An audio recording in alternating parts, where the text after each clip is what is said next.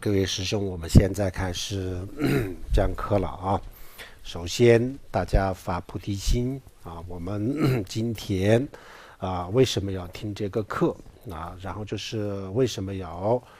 学佛，为什么要修心啊？就必须要有一个明确的方向啊，目标。那我们的目标是什么呢？实际上可以有很多很多的目标啊。我们学佛不一定就是一个目标啊。如果学佛都是一个目标的话，那就不会有大乘佛教、小乘佛教那么多的佛教。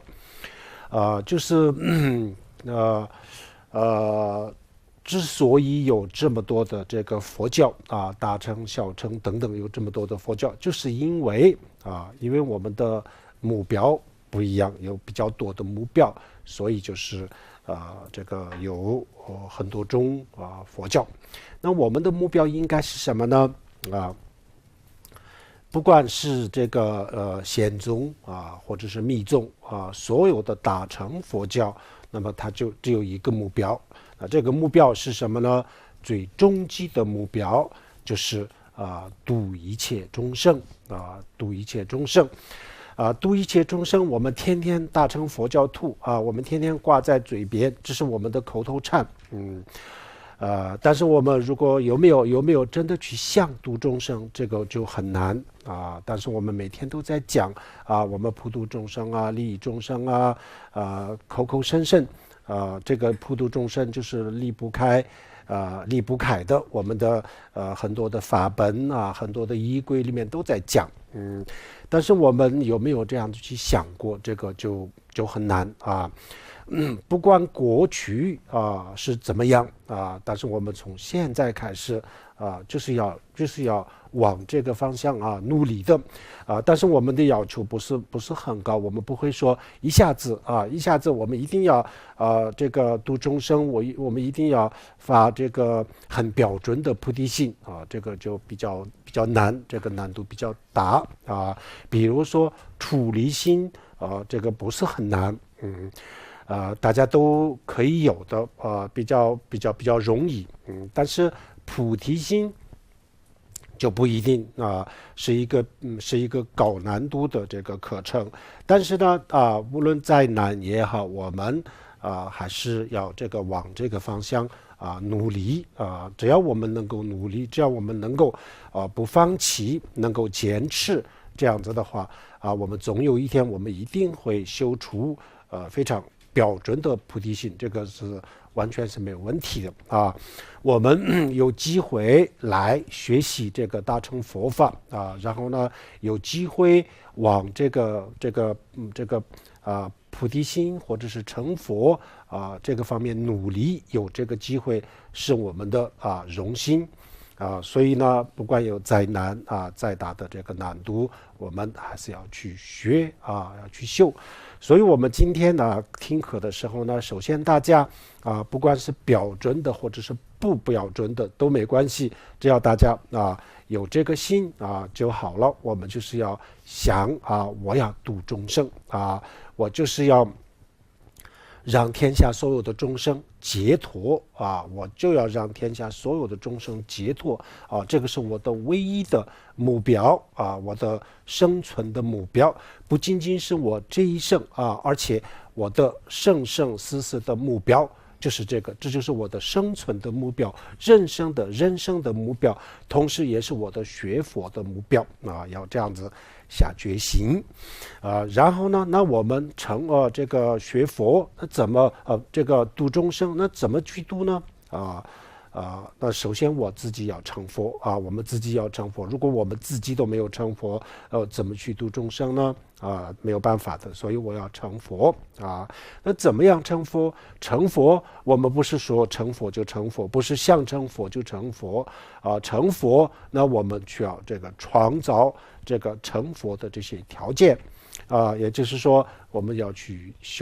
要修心那修心首先我们要去学习先去学怎么样去修这个是很重要了。如果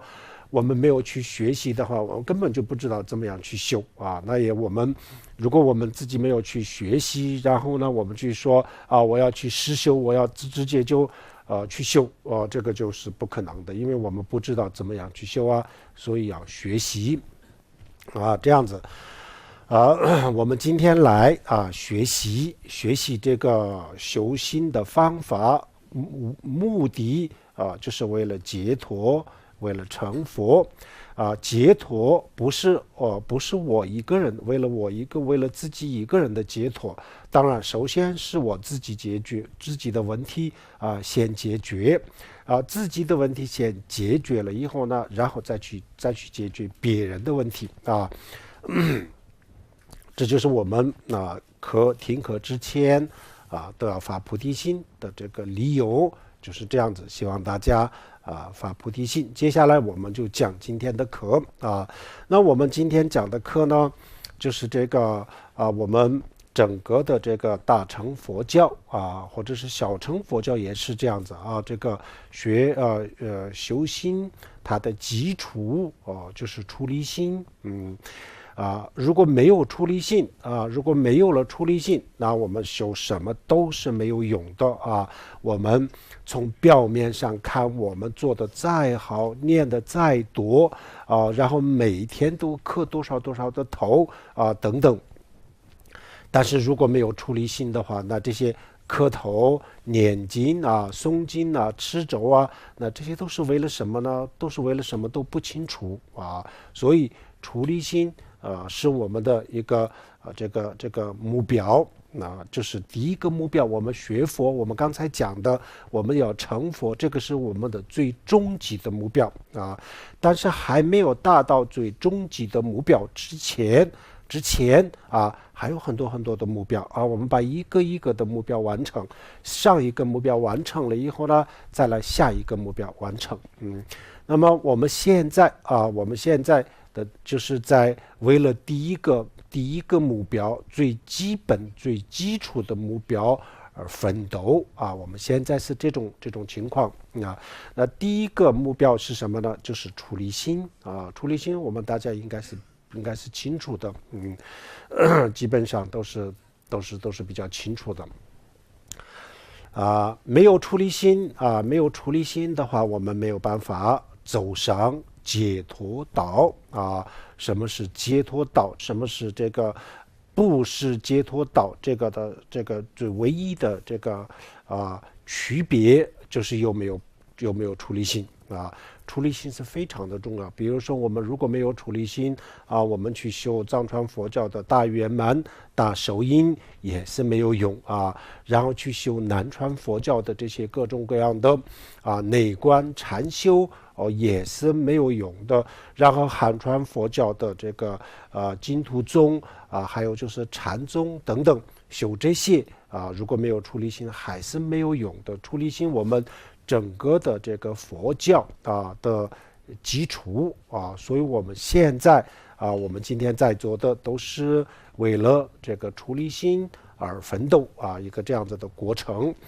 那么出离心呢，我们就是分这个整个的过程我们可以分4个阶段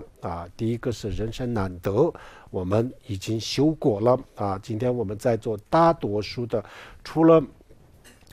新来的几个人少数的人以外基本上都修了这个人生难得，我们都已经修了几百个小时至少是100个小时以上这样子的时间。然后第二个呢是什么呢？就是无常人生无常。那人生无常我们也就是应该是大家应该也就完成了那这个也是100个小时以上这个都已经修过了那这2个我们修了出这个人生难得修了这个死亡无常那这2个这个功课的它的结果，它这2个的结果是什么呢？他们的结果就是让我们不要太过度的去这个眷恋现实贪着现实这个并不是说我们修了这么100-200个小时，或者是这么几个月修了这些以后呢，从此以后我们没有没有欲望没有留恋不留恋这个世俗，我不是这个意思这个不可能，不是这，那是什么意思呢？就是让我们有一个明确的这个学佛的方向让我们有一个比较明确的这个人生的目标建立一个目标就要达到这个效果就可以了。那按理来说我们修了200多个小时200多个小时的话，那就是应该是有一些进步，但是这个进步呢，可能是根据每一个人的情况不，因为每一个人的情况不一样，所以呢，我们的进步可能也是不一样。但是总的来说，大家都应该有进步那么我们也要就回头大家也要去思考一下，检查一下，我们就这么几个月的这个打坐有什么变化我们自己有没有什么变化我们修了这么几百个小时的这个人生难得和无常修了之后和没有修之前有没有什么这个变化如果有，那就是看是什么样的变化必须要自己来给自己考试我们这个禅修班我们没有去考试我们的重点侧重点就是修心修心不是学习当然我们要这个相关的这些知识和相关的最基本的这些修行的方法我们必须要去学习。除了这个以外，我们一般除了少数的比较有时间的人以外，我们大多数的人就是不去学太多的像五部大论等等，我们没有去考虑学这么多那我们的这个重点就是修心那修心应该有一个修心的结果，如果没有结果的话，那就这个修心虽然是有功德虽然有功德，虽然有很大的福报但是呢修心除了这个功德和福报以外，还有一个看得见摸得着的这个结果，就是对我们自己的这个改变就是我们自身的改变有没有什么改变我们有没有体会到我们的生命的这个意义是什么有没有感觉到我们的这一次的这个人生是非常不容易来之不易，非常难得有没有这样子的这个感受然后呢有没有这个生命虽然是非常的难得，但是呢非常容易失去那有没有这样子的这个体会？如果有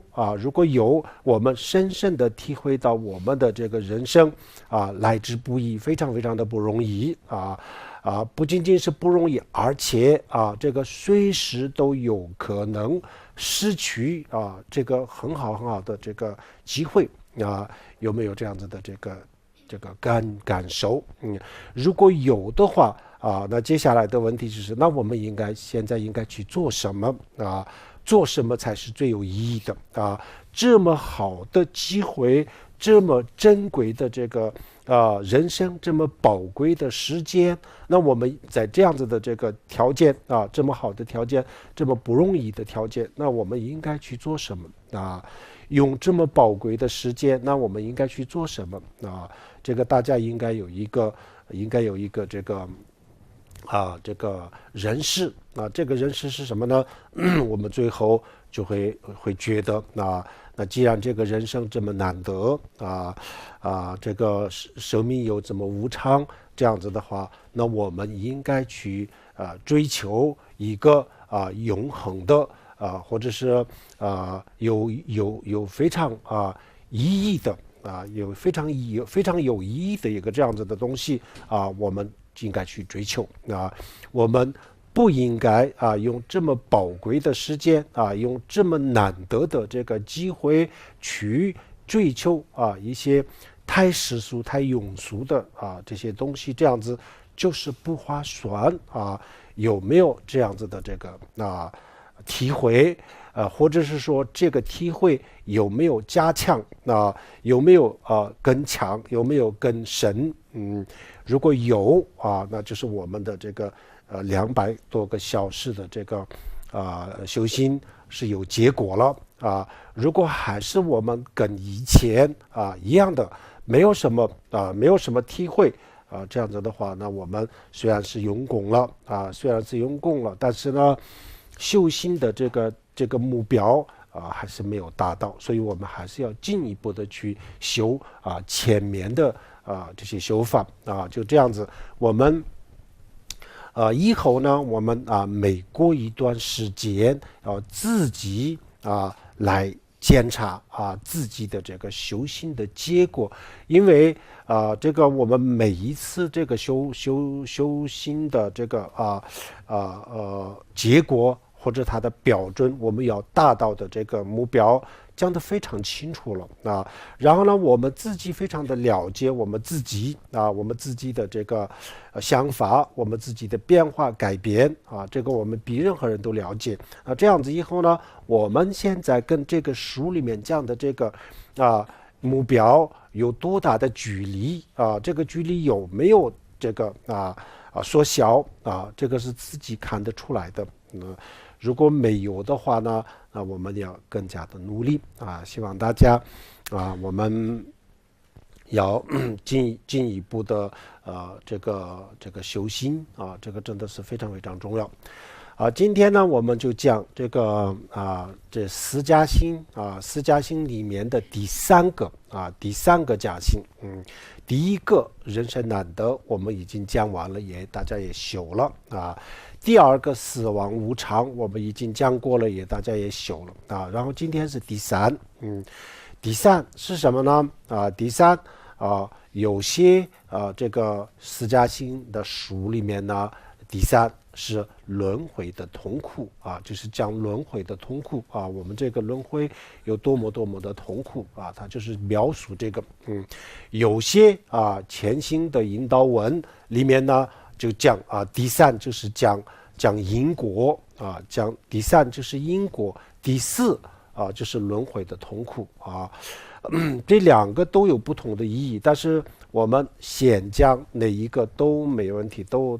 是可以，都是一样的那我们今天呢，根据这个大圆满的前行大圆满的前行普贤上师言教根据他的这个词底，我们今天就开始讲这个轮回的痛苦轮回的痛苦这样子那轮回的痛苦我们为什么要讲轮回的痛苦呢平时我们的生活当中有太多的痛苦有非常多的痛苦但是呢很多痛苦呢过了以后呢我们就忘掉了为什么忘掉了呢因为我们有更多的欲望我们希望就有更美好的东西我们希望我们的生命当中，我们的生活当中出现奇迹出现更美好的东西然后过去的这些很多的这些我们自己经历过的这些痛苦呢很多时候我们就忽略了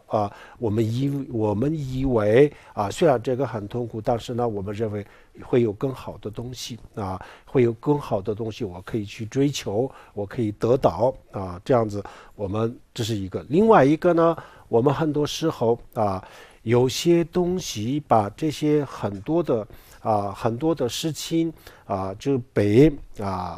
这个遮盖，不让我们看见很多的真相我们看不到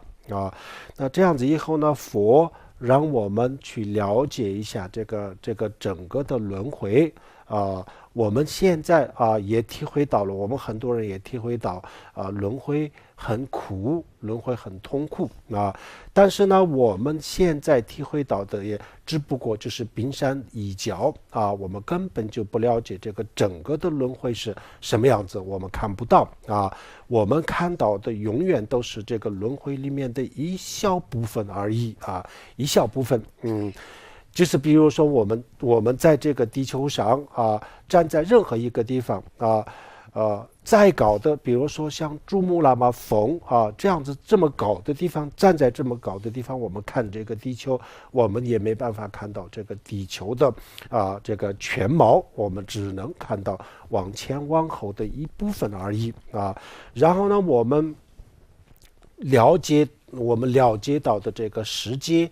也是这样子，我们只了解了这个世界的一部分而已。然后我们对这个生命的了解也是我们也就是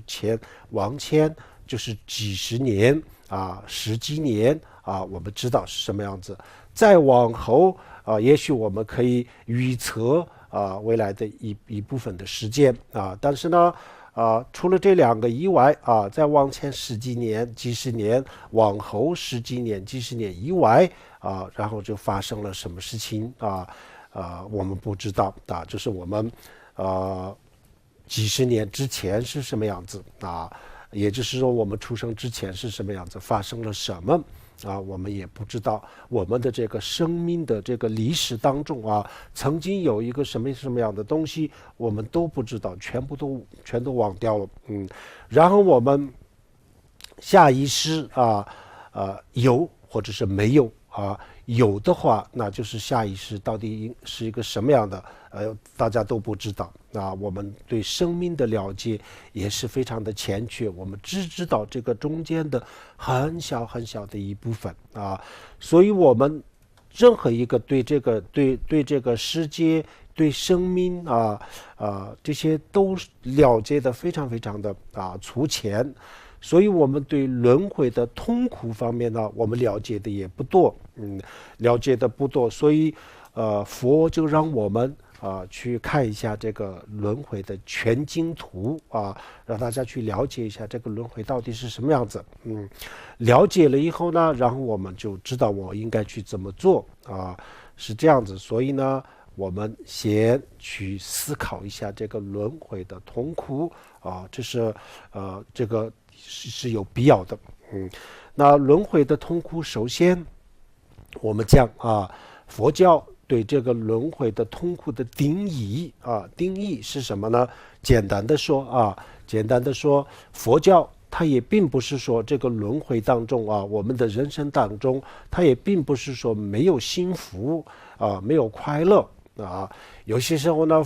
有些佛经里面呢讲整个轮回都是痛苦的，轮回是充满了痛苦的，会这么讲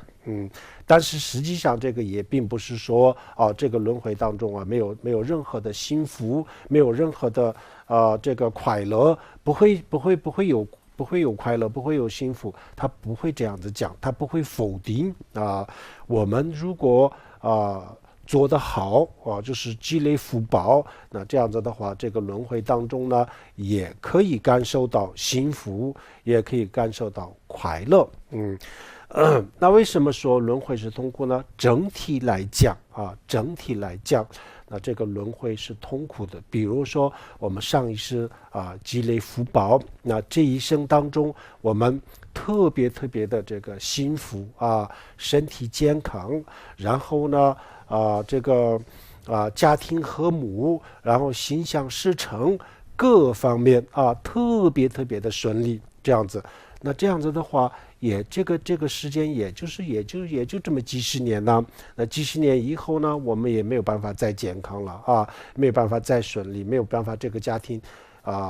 也没有办法再和睦了。所以呢，这所有都是非常的短暂非常的短暂。我们站在这个轮回的一个小的角落里面，或者是一个很短的时间去看那我们也可以发现这里有快乐，也有幸福但是呢，站在比较高的地方去看啊，所有的快乐，所有的幸福都是很渺小啊，都是很渺小，都是很短暂的啊。大部分的时间都是痛苦。还有就是说，这个轮回当中的大部分的时间啊，都是痛苦的。那在这个整个的这个生命当中，能够感受到幸福的人啊，或者是其他的生命啊，毕竟就是少部分啊，大部分的生命都在感受痛苦啊，这样子。所以呢，佛教就是说轮回是痛苦的啊。那这个痛苦我们可以分3种不同的痛苦啊。第一个叫做苦苦，苦苦就是2个苦字啊。苦苦的意思就是说非常明显的痛苦，我们大家都认为这是痛苦的，比如说生病然后就是破产失去亲人等等，这就是大家公认的这些痛苦，这叫做苦，特别的痛苦啊。然后呢，变苦呢从当下的情况看，它不是痛苦，它就是幸福啊，它是快乐，就是我们生活当中的这个大家认为是快乐的这些感受。那它从另外一个角度来讲它也是痛苦，为什么呢？它就叫变苦啊。变苦就是说，它一旦发生了变化的时候呢，然后它会导致更多的痛苦。比如说我们跟我们的父母或者跟家里的人跟亲人在一起的时候呢，大家都感觉很快乐很幸福就是因为我们在一起的时候快乐幸福，所以就是分散的时候就是特别痛苦的如果是在一起的时候没有那么幸福，没有那么的快乐的话，那分散的时候呢也不会那么的痛苦所以我们在一起的时候呢，越是快乐越是幸福那分散的时候就是越是痛苦的，这就是一个自然的规律而已这个痛苦和幸福他们2个永远都在一起永远都一起。我们的欲望让我们去寻找一个完全没有痛苦的一个这样子的幸福，但是这是不可能的，没有这样子的东西。所以有幸福就有这个就有痛苦这跟这个日夜一样这个地球上就有白天就有晚上这个时间这些都是相对的，这些东西都是一样的。所以呢也有幸福有痛苦，但是呢幸福就是少占的比率不高大部分都是痛苦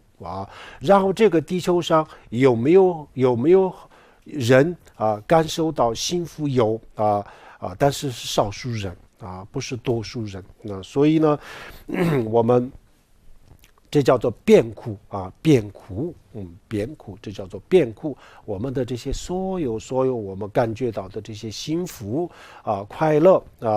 越是感觉到幸福和快乐，那么这些东西失去的时候呢，它给我们带来同样的或者是更高的更多的痛苦，所以叫做变苦所以叫做变苦。佛教它就是比较它分析的比较深入。那我们一般人呢就不觉得这个是痛苦我们认为这个是幸福这是快乐但是我们只考虑当下这后面还有什么我们永远都不会考虑的我们凡夫我们普通人都是这样，我们只看重当下当下这当下的事情会不会导致什么然后它过了以后会不会是什么样子，我们几乎不会考虑的几乎不考虑。我们最看重的最在乎的就是当下就是当下所以我们觉得当下幸福就幸福了，快乐就是快乐他会不会给我们带来什么？这个我们不考虑啊。所以我们世俗人认为这是幸福啊。佛跟我们讲，这是幸福，这是快乐。但是呢，从另外一个角度来讲，它也是一个痛苦啊。为什么呢？它给我们导致了这么大的痛苦，所以叫做变苦啊。然后最后一个就叫做行苦啊，行动的行啊，行苦是行苦它不是很明显的痛苦啊，然后它也不是像这个变苦这么变了变了以后立即就感觉到痛苦，它不是那么的明显，但是呢，它逐渐的给我们导致一些烦恼、一些痛苦啊，这样子，它是一个潜在的这个痛苦啊，所以佛教认为从这么看的话，这个轮回里面的痛苦是比较多的，幸福是比较少的啊，所以我们确实是没有安全感，这个轮回当中确实是没有安全感啊，在这一辈子当中，我们再幸福再快乐这样子的话，那就是也就只不过也就这么几年而已啊，几十年而已。所以我们这个过了以后呢，我们往哪里走啊？我们要面对什么啊？我们都是一无所知啊，所以没有安全感啊。如果我们什么都不想啊，过去我们也不想，未来的我们也不想啊，只看当下啊。就像一头牛一头猪这样子，过去未来什么都不思考，就看重当下的话，那可能也许可能会稍微好一点但是如果我们眼光稍微放远一点去思考一下的话，那这样子我们立即就发现我们确实是没有任何的安全感感到很恐怖这样子。那这个恐怖是对的是符合事实的。为什么呢？我们必须要有这种对轮回的这种恐惧必须要有恐惧但是恐惧害怕是一种不太好受的一个心理的反应所以我们很多人不想去想不想拒绝逃避。比如说死亡，我们不愿意去讨论不愿意去想因为这个就是死亡，对大家来说也是一个很恐惧的一个很害怕的事情那一旦有了这种恐惧，那它就是本身就是一种不好的、不让我们难受的一种心灵反应所以我们就一开始就拒绝同样的，我们不想过去，不想未来，就当下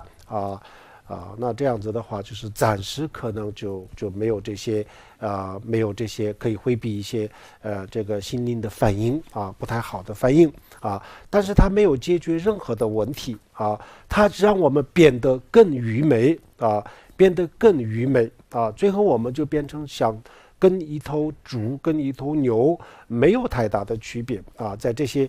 方面呢没有太大区别，最后我们把人变得这样子所以这个不管有多难受也好，多恐惧也好，我们必须去面对这个始终要面对的问题，还是要去面对那我们对轮回有恐惧感我们发现这个轮回当中是没有安全感实际上这个是对的为什么这个是对的呢我们发现没有安全感的时候呢，然后我们一定会去采取措施我们一定会去寻找一些办法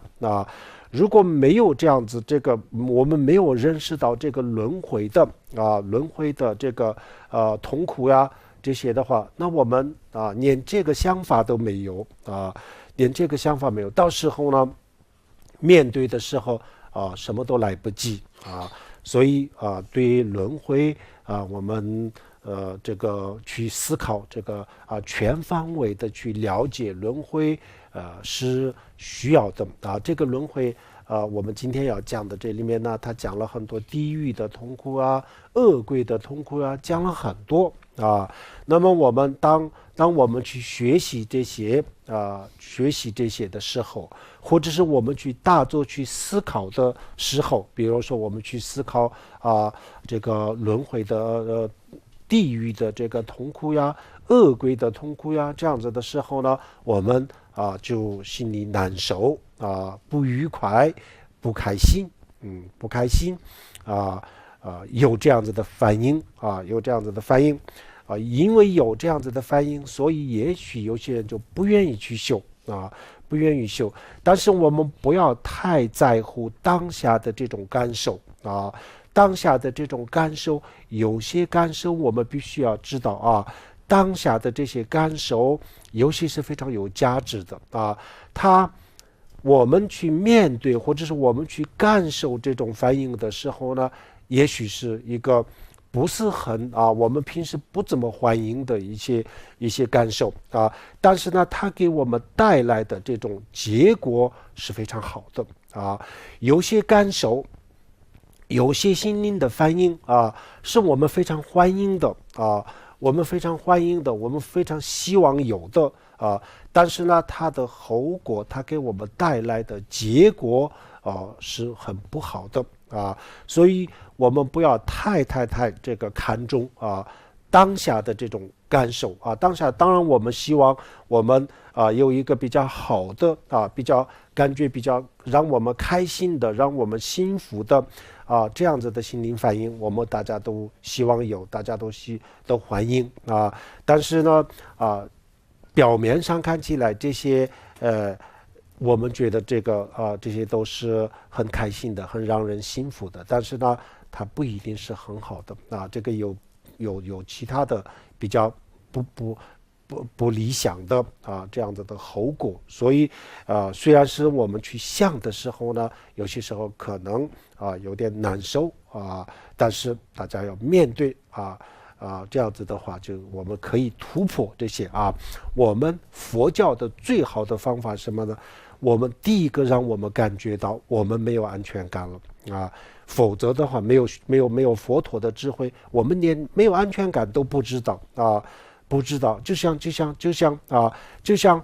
送往屠宰场的一群猪一群牛这样子，他们根本不知道他们送到什么地方他们根本不知道几个小时以后会发生什么，他们什么都不知道就像这样子，我们也什么都不知道几十年以后或者是几年以后发生什么，我们什么都不知道，我们不想知道为什么？因为我们太在乎这种当下的感受因为想的太多了这样子以后呢，我们它会影响到我们的当下的感受，有可能让我们不开心那这样子以后呢，我们不愿意去想这个是不对的。当然我们希望有当下也是有好的感受这是每一个我们普通人都是这样的，但是呢也不要太在乎有些感受虽然表面上比较难受但是呢它会给我们带来一些好的东西，比如说我们生病的时候动手术或者是中医的针灸这些方法它本身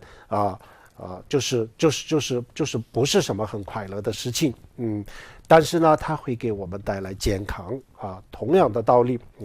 有些时候呢我们还是要去面对一些这样子这些是我们首先要给大家讲轮回的痛苦，我们为什么要去思考轮回的痛苦，理由就是这样子因为我们太痴迷于这个轮回我们为什么呢？因为我们这个轮回本来我们看到的很短暂范围很小，然后呢这个里面呢我们最看重的就是这个成千上万的这些轮回的这些事情里面呢，就这么一两个幸福那我们就看重这一点然后成千上万的其他的不开心的不幸福的这些我们都不去在乎不去想不去想，我们就看重这个里面呢有一个两个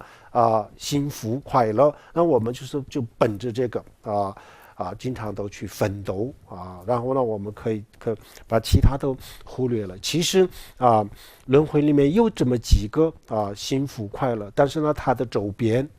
它的周围全部是痛苦全部是痛苦。那这个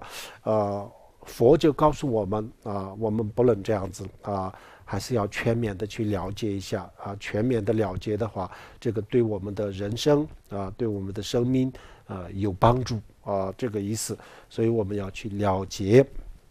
轮回的痛苦那么轮回的痛苦呢，我们怎么样去了解呢？实际上它的这个它这本书的它的这个次第，它的顺序来讲的话，首先它讲的是地狱讲的是地狱那我们今天是一开始的时候呢，我们不讲这么恐怖的事情首先我们讲我们人类的痛苦这个大家是比较清楚的然后人类的痛苦已经够多了已经够多了。我们如果去思考了人类的痛苦然后这个完全就是有足够让我们升起出离心，这个绰绰有余的但是那个时候呢还是不行的话，那我们再进一步的去思考一下动物的痛苦动物的痛苦。如果万一我下一辈子变成一头牛一头猪，这个没有这个不是完全没有可能的我们没有办法否定我们人类就是这么几千年前就是有一个最大的这个错误是什么呢？就是因为我们自以为是我们自以为很了不起，我们也很有智慧然后呢我们看了一些表面的东西，然后呢下定义下说去下揭示很多问题呢佛法解决了，很多问题呢科学给我们解决了，但是有些问题呢就是比如说佛教里面讲了，但是我们很多人没有不太相信那科学也就提供不了一个很有说服力的这个证据那这样子以后呢有些问题呢到现在也没有解决，有很多这样子的那其中一个是我们的人的前世后世前世今生这个问题这前世今生它是实实在在存在，这是一个真实的东西。但是呢我们今天不是专门讲这个那如果这个前世后世人的这个前世后世真的是存在的话，那这个里面真的有太多我们值得去思考的东西如果这个真的是存在的话，那我们的这个生命真的不是那么简单的事情了过去我们唯物论的这种人生观确实是太简单了太简单了，就一个人就这么就像一台机器一样就一辆车10年以后报废了以后呢它就不存在它就变成了另外一个它就送到废铁，它变成了废铁，然后呢它就这个原子分子就是物质不灭，它存在，但是呢这车就不存在了就这么简单就这么简单，对生命的定义就这么简单。但是如果这个前世后世存在的话，那这个就是这个生命确实是一个非常复杂的过程那这到底存不存在呢？这绝对是存在的为什么这么肯定呢这个我们有太多的这个证据现在呢西方科学家也就用了大量的时间去研究也有太多的这个证据。但是当然了，如果你不承认你不敢面对，那再多的证据也没有用你任何一个证据你都可以拒绝，我不相信谁都可以说但是如果我们用一个公正客观的态度去面对的话，那这是绝对是存在的那既然这个存在的话，那我们也也考虑一下，我下一辈子是什么呢？我还是一个人吗？那我会不会变成其他的动物？有没有这样子的可能呢？动物是不是永远都是动物人是不是永远都是人不是呀，我们的物质比如说这个佛像的这个原子分子10多年以后或者是几年以后呢，它就会有可能就变成另外一个物质它就变成另外一个物质都有可能。它现在是一个佛像那它再过一段时间以后呢，它不是一个佛像，它是另外一个东西，它有可能变成一个器具有一个其他的生活用品都有可能。物质都是这样子可以转换的那我们人的这个生命也是会不会是这样子，就像物质一样，那把这东西呢也可以变成佛像，那也可以变成另外的我们的生活器具那我们这个生命会不会是这样子如果我们没有什么证据来否定这个可能性的话，那我们也考虑一下，那我下一辈子会不会变成一头牛一头猪那如果有这个可能的话，那这些动物他们的生活的状态他们的这个所面临的所有的这些感受也就是说他们的痛苦是什么我们也有必要去了解我们之前就认为我动物的痛苦关我有什么事跟我有什么关系我为什么要去了解他们呢但是现在不是这样子当然跟我们有关系，下一世我们也有可能变成动物也有可能变成其他的这个众生，都有可能的，所以我们有必要去了解就是这个去了解动物的痛苦然后了解了以后呢，我们深深的体会到这个轮回很苦，要解脱，这样子就可以了。还不行的话，那我们再进一步的去了解恶鬼的痛苦，然后再进一步的去了解一下最恐怖的就是地狱地狱的痛苦是什么，我们进一步的去了解首先我们了解人类的这个痛苦首先去思考这样子的话我们就比较我觉得比较适合有些人呢，我们就了解了人类的痛苦以后呢，我们就可以有了处理性了当然我们其他的这些也要去了解这个地狱是什么这些都要去了解一下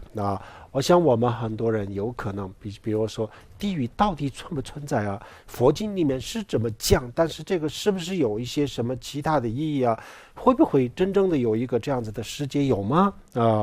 那这个会不会是一个什么其他的这个意思我想很多人也有这样子的有这样子的这个有这样子的想法还有一部分的人呢，可能觉得佛教不是说地狱在这个底下吗那这个地球里面哪有地狱没有这样子的世界那不是过去就是说月球还有这些很多的这些新天体上面不是有天人吗后来就是我们人类登月了以后呢，什么也没有发现呢，那这些到底是什么呢可能我想也会有这样子的疑问这个疑问我觉得是非常的正常但是实际上地狱也好天堂也好什么也好，这个他们都是存在为什么这么说呢？就是以我们没有看到或者是我们人类的感官去否定他们的存在，这个永远都是不现实的不现实。我们的这个感官呢，它不是全能，它不是万能它不是它不是看到东西都能够存在的东西都能够感受到很多存在的东西它感受不到的尤其是我们的这个众生流到轮回中间就有一个隔阂，这个因果的隔阂两个同样的世界，但是呢比如说我们5个人同同一间房子里面呢，房子里面睡觉，然后呢，每个人都在做不同的梦但是我们谁也看不到谁的梦谁也看不到谁的梦但是我们只看得到这些人的表面但是他心里的东西看不见，他做梦的时候我们更看不到就是这样子。所以这中间就是有东西有东西阻碍的，所以我们看不到。但是呢，就是因为我们看不到，去否定这是不成功的所以这些都是存在，我们要去了解是最好。我们先知道先知先觉是比较好的因为我们来得及做一些这个准备如果现在我们不做准备，到时候呢就是根本就没有任何的办法，只有面对这样子。所以我们要了解这个轮回的痛苦，这个确实是非常的需要我们首先了解轮回的痛苦，然后我们特别的感觉到轮回很苦那这样子的话，那这样子我们也许有人觉得，那这样子我们会不会也觉得这个人生很没有意思呀，然后就很悲观很消极我们什么都不做了，也不工作了，也不赚钱了，那生活从此以后也变得很无聊，会不会这样子呢？不会的为什么呢？虽然我们知道这个轮回是痛苦的但是呢，我们同时也发现了有办法可以解决有方法可以解决，完全是可以突破，完全这个问题是可以解决的。比如说我们就像我们有些人不敢去做体检不敢去做体检，他害怕医生会不会告诉我就哪里有什么重大问题所以我们很多人就害怕去做体检甚至有些人不去做那有些人呢去做体检发现了有问题，但是呢他也发现有这个解决的方法那这两个当中那一个好的，当然是我们有问题，那我们最好是早一点发现早一点发现，我们也就找到这个去寻找解决的方法。这方法解决的方法找到了以后呢，那其实也没有什么恐怖的呀就是这样子。所以我们要了解轮回的痛苦，要了解人生的痛苦，要了解这个其他众生的痛苦，然后光是了解这些痛苦还没有用然后我们必须要知道这个问题解决的方法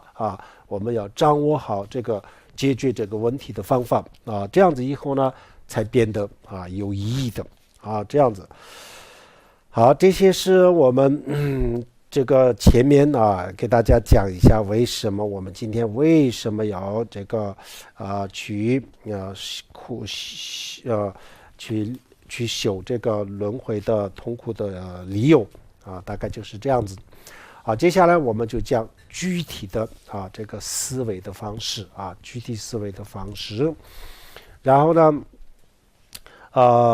我们打坐的时候我们今天讲的这些呢，最好就是打坐静下来去思考。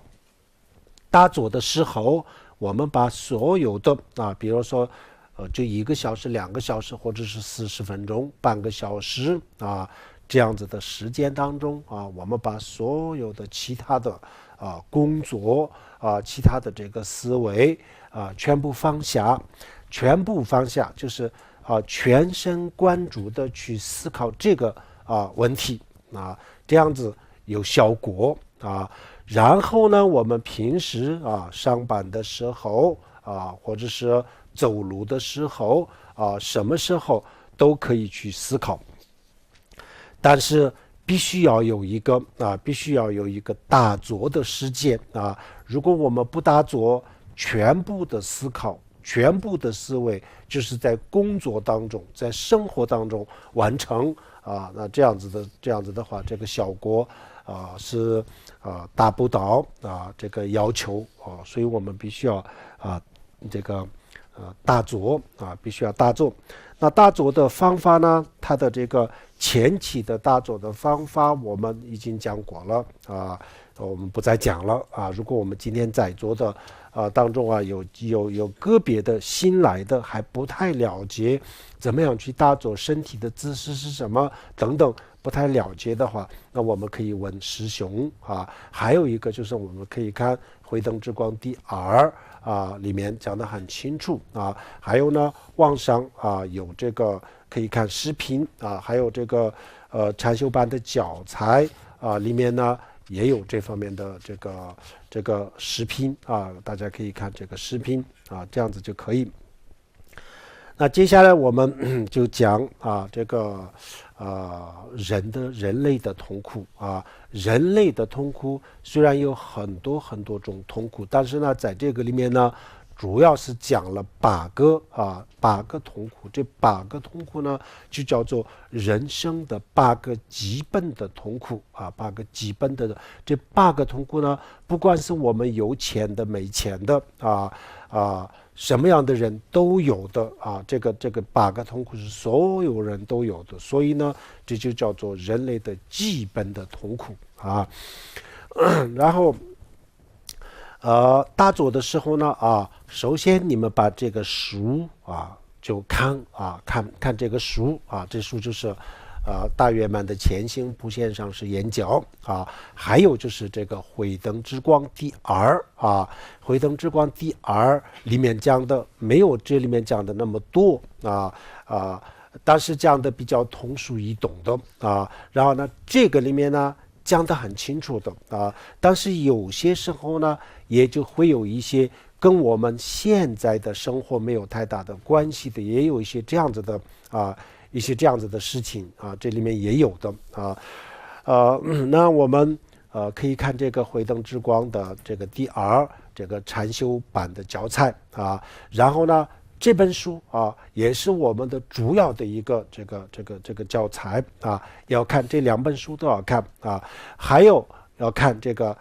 前行备忘录前行备忘录也要看还有一个呢我们也要看这个宗喀巴大师的菩提道次第光论这些都是我们的参考的书然后呢最基本的这个教材是这个慧灯之光的这个人生四加行慧灯之光里面的4加行。但是慧灯之光里面呢有些时候没有讲的这么的仔细因为这个里面已经有了，所以在那个慧灯之光里面呢没有讲太多的然后呢讲了一些我们跟我们现代人的生活有关系的一些东西，那个里面就讲的比较清楚的所以我们看慧灯之光首先我们打坐的方法都是这样子，比如说人的生老病死里面首先我们去思考人的生的问题生下来或者是我们还在母胎的时候这个时候会有什么样的痛苦当然我们今天我们大家都没办法回忆没有办法回忆，但是那个时候呢也有痛苦的。我们现在不能回忆这个并不代表没有痛苦是有痛苦的怀胎的这个最早期的时候几周里面呢是没有明显的这个知觉，也没有明显的这个感受，所以感受不到特别明显的这个痛苦但是呢过了几周以后呢然后就是逐渐的发育以后呢，这个器官发育了以后呢，然后他虽然还没有生下来他还在母胎，但是呢他在里面感觉到这个痛苦感觉到痛苦。然后这个痛苦呢我们还有另外一个比较全面的资料，是我们可以看大藏经里面的大藏经里面的这个阿难入胎经阿难入胎就是阿难是一个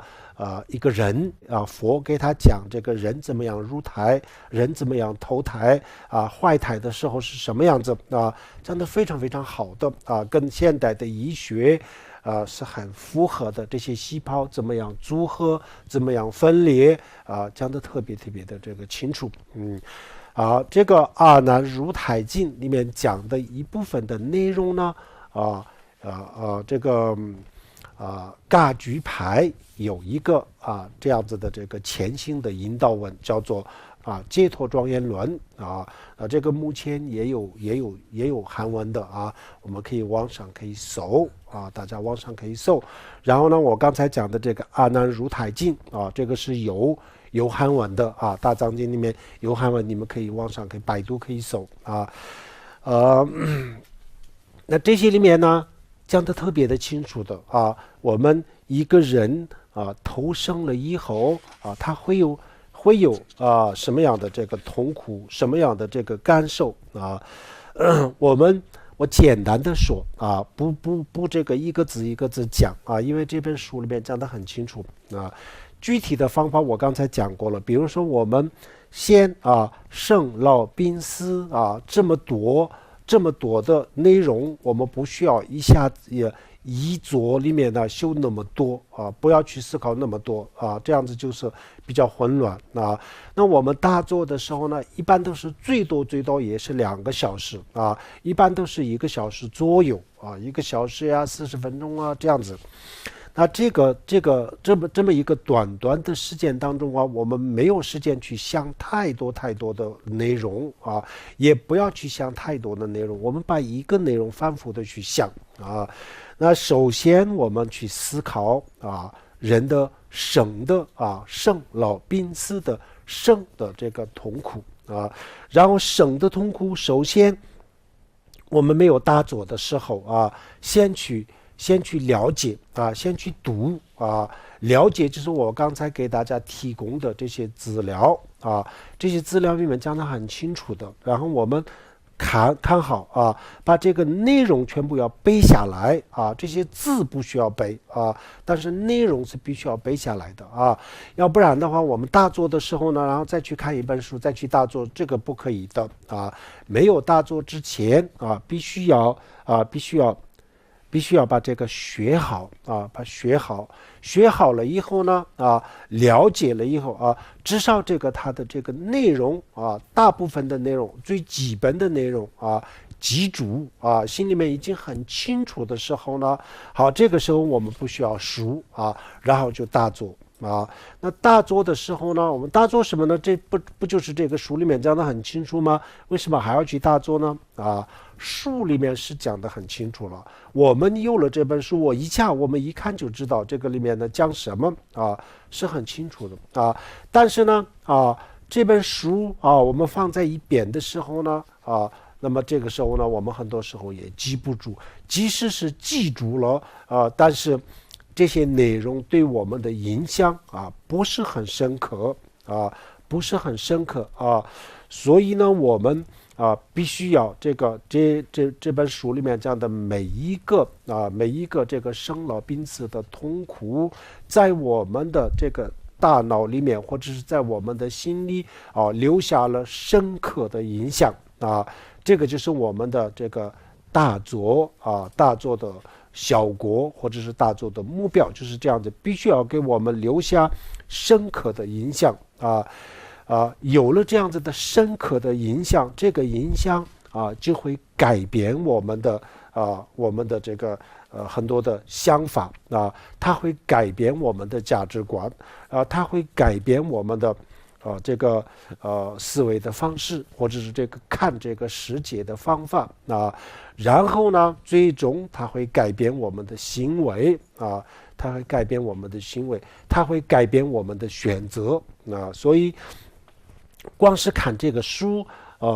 没有用这个光是看没有用，但是呢首先要看书看书，因为比如说我们的人生的痛苦除了这个生以外呢，死老病这些呢我们没有书我们基本上也知道，但是死了以后发生什么我们不知道其他的呢我们不需要资料，不需要看书，我们自己去想也可以想得出来很多很多的人生的痛苦，人生病的时候什么样子啊，衰老的时候是什么痛苦，这没有书也是可以想得出来的。但是有些痛苦呢，我们比如说生的痛苦，没有这样子的书，我们不太清楚啊，我们也不太清楚。然后呢，我们也没办法去回忆当时的这些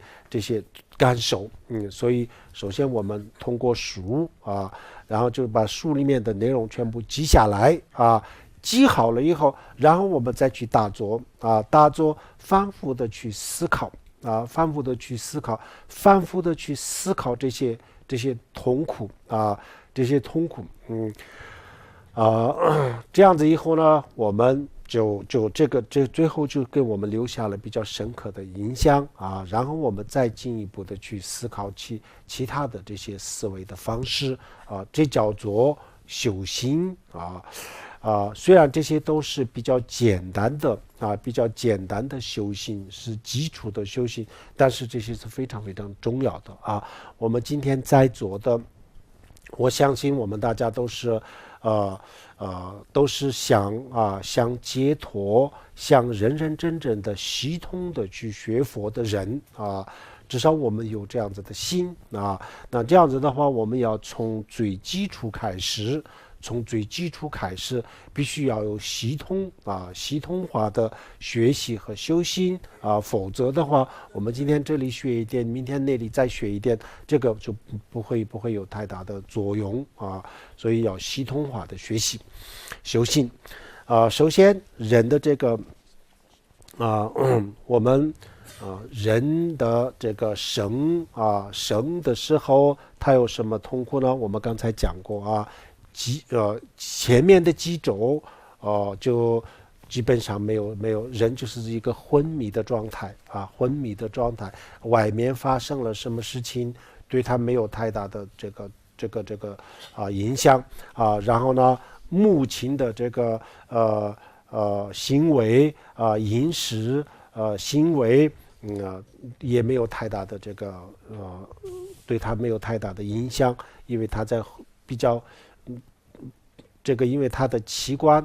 还没有发育，所以他感受不到外面的东西没有太多的这个知觉但是呢，几周以后呢，然后这个胎儿就开始这个有心跳有呼吸，然后就是有这个感官这些器官慢慢的发育这样子以后呢，他就可以感觉到这些外面的这个世界然后呢他就是在母胎里面呢，就是感觉到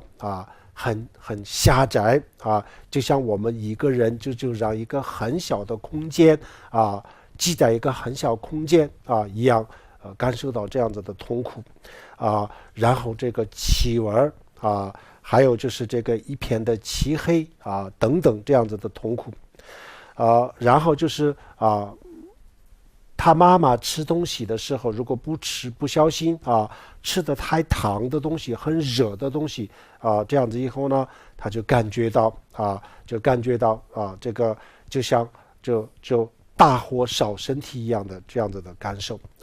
如果他妈妈喝水这些的喝太凉的水这样子的时候呢，然后很冰冷这种痛苦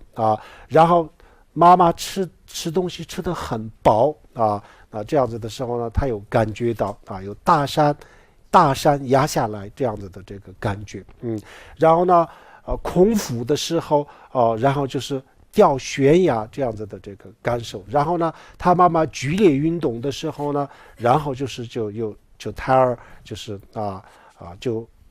就很恐怖里面都有这样子的太多这样子的这个感受但是这个我们生下来了以后呢，我们全部都忘掉了，当时是有的但是生下来以后我们也忘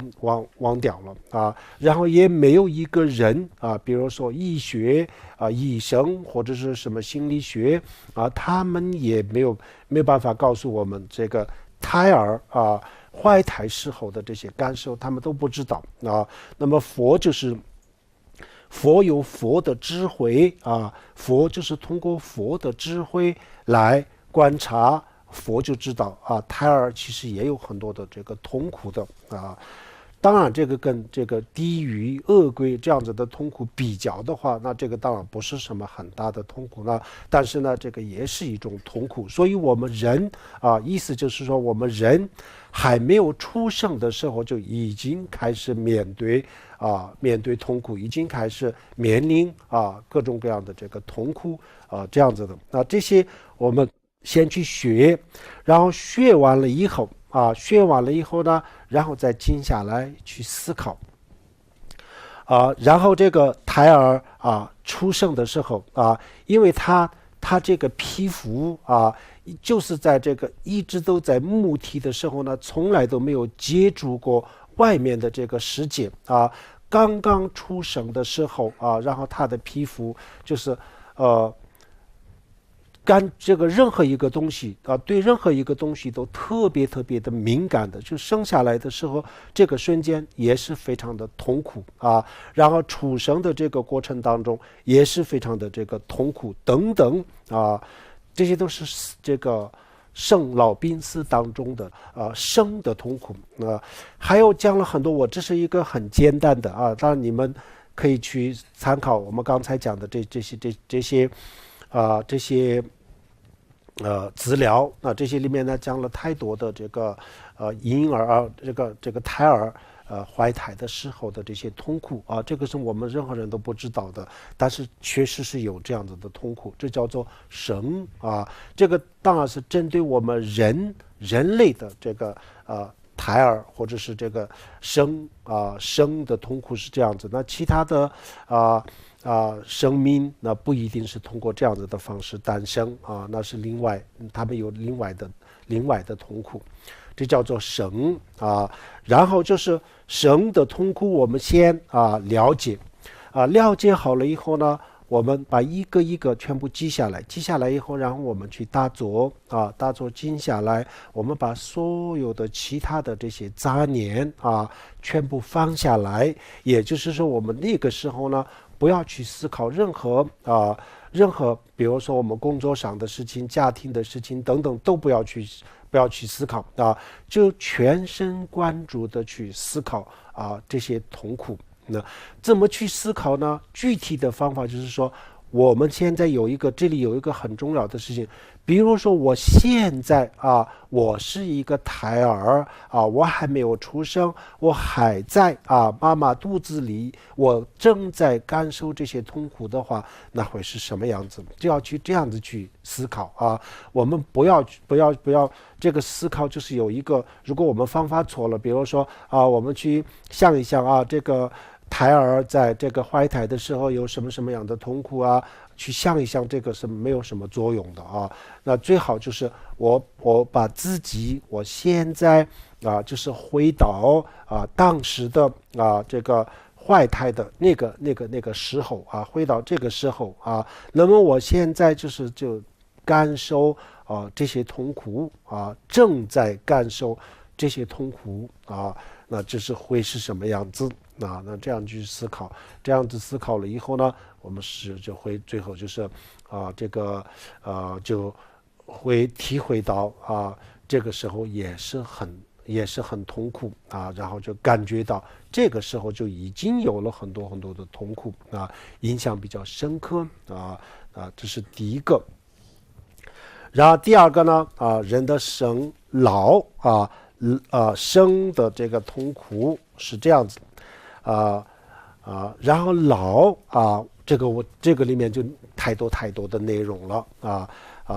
老有什么样的痛苦，这大家非常非常的清楚的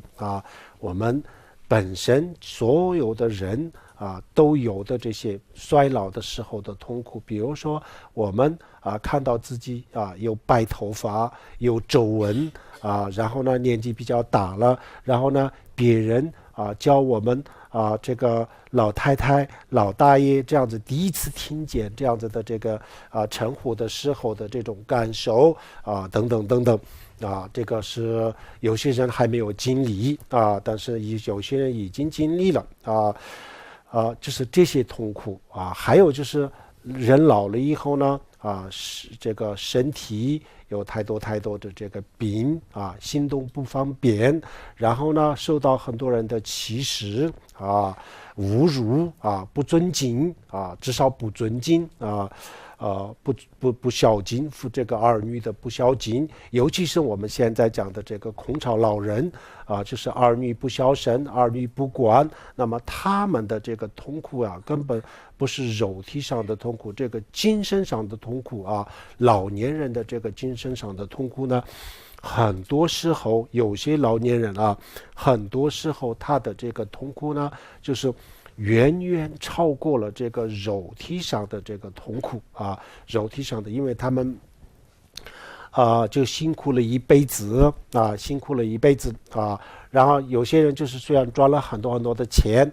他银行里有很多的有这个存款但是这个钱现在也不像这个年轻的时候一样用也没地方用吃我们很多人认为这个是一个享受但是呢，因为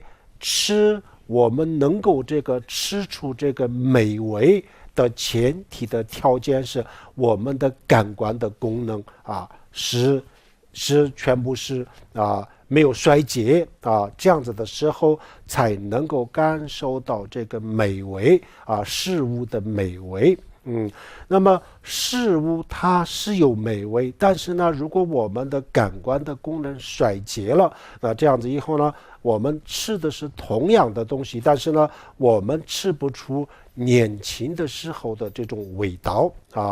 而同样的这个所有的这些现实生活当中的这一切都是这样子。这个时候呢，老年人他吃东西也尝不出过去的这种味道然后穿衣服，还有就是出去旅游等等这些都不能给他带来年轻的时候的这种感觉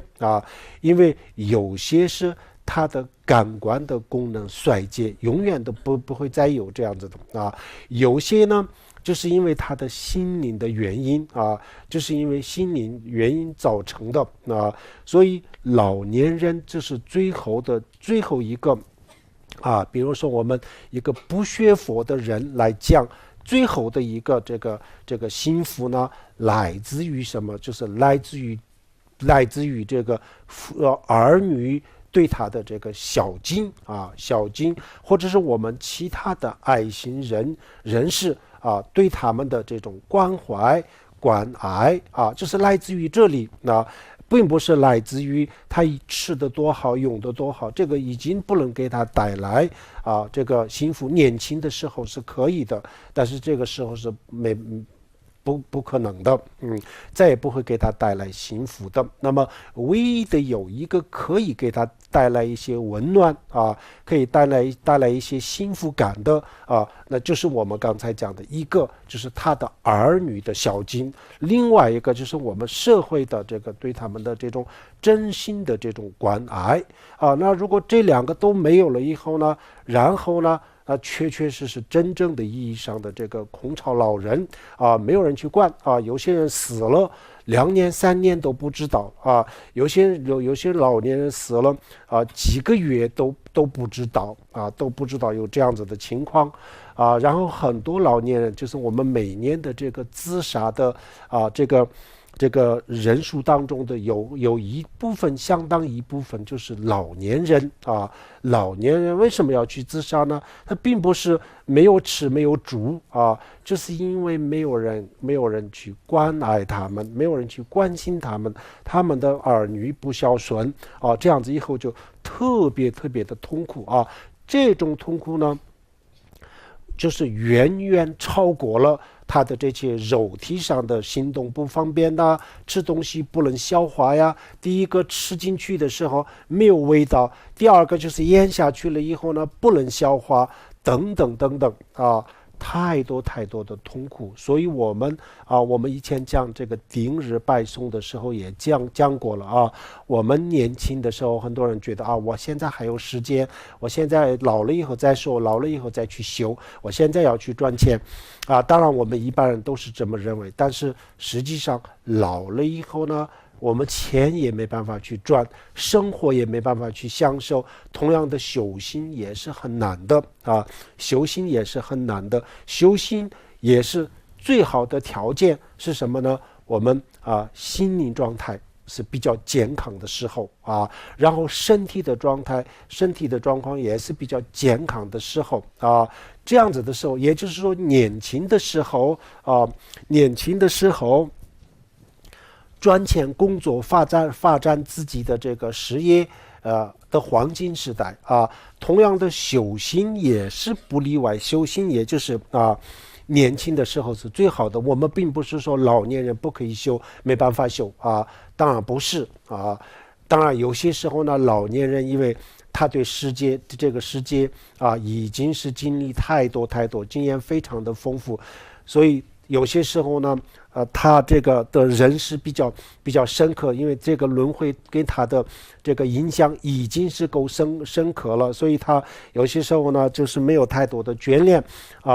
有些时候呢，当然有这样子的一些好的一面，但是呢，大多数的老了以后呢，修行也是非常的难所以呢，要比较年轻的时候就去修行。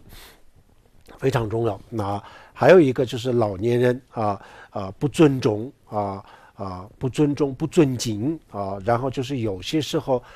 就受到一些别人的这个歧视侮辱这样子的话呢，就是心里更加的难受这个是很痛苦的那这些都是人老的时候的痛苦。这个我们今天在座的大家都，如果我们这个生命当中不发生什么意外的话，那我们都要面对这些了这是时间的早晚而已，我们都要面对那我们面对这么多的这么多的痛苦，我们实际上我们的生活人的生命就是矛盾重重的我们希望我们长寿，我们大家都希望长寿但是我们同时我们就不愿意面对这个衰老那这个是矛盾不可能的。如果这个当中呢，我们只能选择一个，要不我们就接受衰老的这个痛苦要不我们就接受就不长寿我们不可能既长寿又可能不老这个是永远不可能。所以呢，我们的生活当中有很多的矛盾，我们只能选一个所以我们这个两个都得不到的时候呢，我们只选一个的时候呢，然后我们很痛苦的很痛苦的。所以衰老的这个痛苦也是这样子。那么这些痛苦呢，我们要去思考这个痛苦我们不要就很死板的看这本书希望大家去看我们现代人的这个生活当中，我们每一天就在这个报纸这个电视，更多的是我们的这个微信微博里面看到的这些发生的这些老年人的这个身上发生的太多不愉快的这些事情全部都是我们的修心的资料这都是我们的活生生的修心的资料。我们去思考这些问题怎么去思考呢？思考的方法我刚才讲过了我们每一次我们新闻或者是我们在其他的媒体上面看到这样子老年人的痛苦的时候，或者是我们自己的这个父母，或者是我们的身边的人的身上发生的这些情况，我们自己亲眼看到的或者听到的，全部记下来记下来了以后呢，我们到时候大做的时候先去思考这些痛苦然后呢，有更重要的是呢是什么呢？我们就像看电影看戏一样的，就说这老年人多可怜多痛苦不是这样子我们这个时候呢，把我自己就是当做这个老年人终有一天我们会老的，现在老也好还没老，终有一天一定要面对的。我们我们观想我们已经老了啊，我们已经是70岁了、80岁了啊、90岁了这样子。那我们现在我已经70多岁了，已经80岁了啊，然后我就是一个空巢老人，没有人管，我的父儿女都不来看我啊，然后呢，他们只看重我的村子上的这一点点我一辈子赚来的这个血汗钱啊，然后他们只看重我的这栋房子他们都是天天都等着来分这个钱和这个房子是归谁啊？他们只讨论这个，他们不讨论我的这个身体健不健康、幸不幸福。那这样子的时候呢，我到了这个时候的时候呢，会是什么样子啊？这个感受什么样子啊？这样子去观想，把自己当做一个这样子的人啊，然后再去打坐、去思考，非常认真的去思考，全神贯注的去思考啊。在这个过程当中呢，有一个我们要注意的是什么呢？我们开始的时候呢，全神贯注的去思考一个这样子的主题啊，但是呢，没有多久，然后我们会走神走神抛神啊。那这个时候呢，我们有些时候发现了我不再思考我的这个主题我已经走神了。完全是离开了这个主体但是我们会发现的。那发现的时候呢，然后我们让他把他带回来不要让他走神，不要让他跑得那么远，把他带回来，让他继续思考这个问题。这是一个另外一个最糟糕的情况是什么呢？他走神了但是我根本没有发现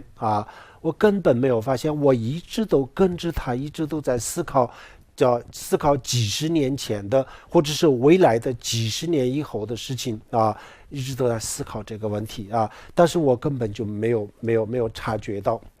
这是最糟糕的这个最糟糕，因为这样子呢，比如说10分钟、15分钟过去了，但是呢，这个10分钟和15分钟过去了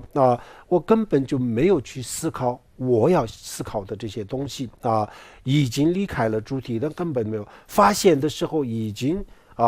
10多20分钟过去了。那我们本身我们打坐的时间就这么一个小时40分钟这样子那这当中呢20分钟10分钟的跑神走神浪费了，那剩下的不多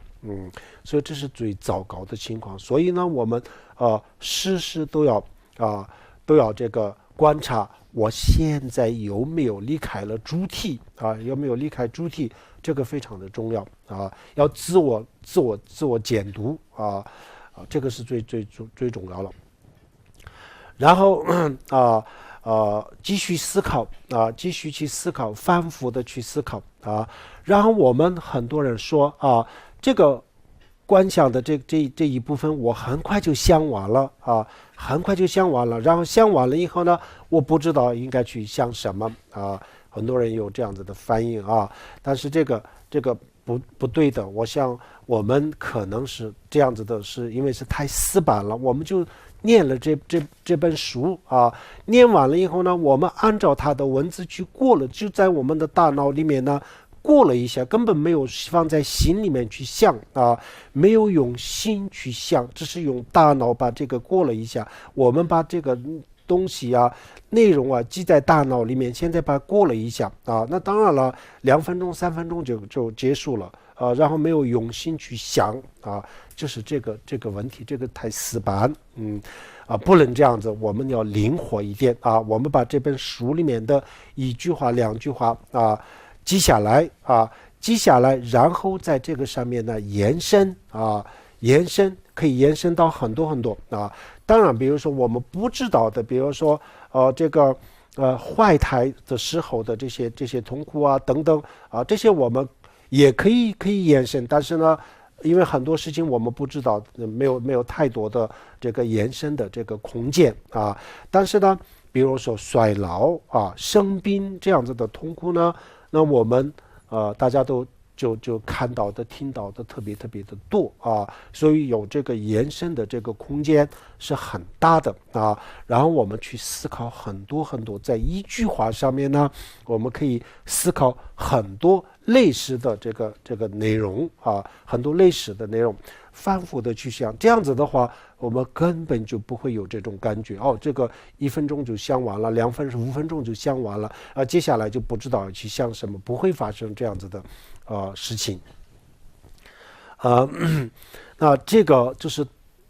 多数的情况啊，我觉得多数就是因为我们把这个书背了一下，然后就把这个已经背过的这个就过了一遍啊，这样子修行不会有结果的啊，所以我们全身关注，要深入细致的去思考啊。然后很多我们这本书里面讲的呢，它只是一个框架式的一个引导而已。实际上这个框架里面呢，我们自己可以发挥太多的啊。这里面呢，因为这些都是讲的都是我们的现实生活当中的一些事情，它并不是讲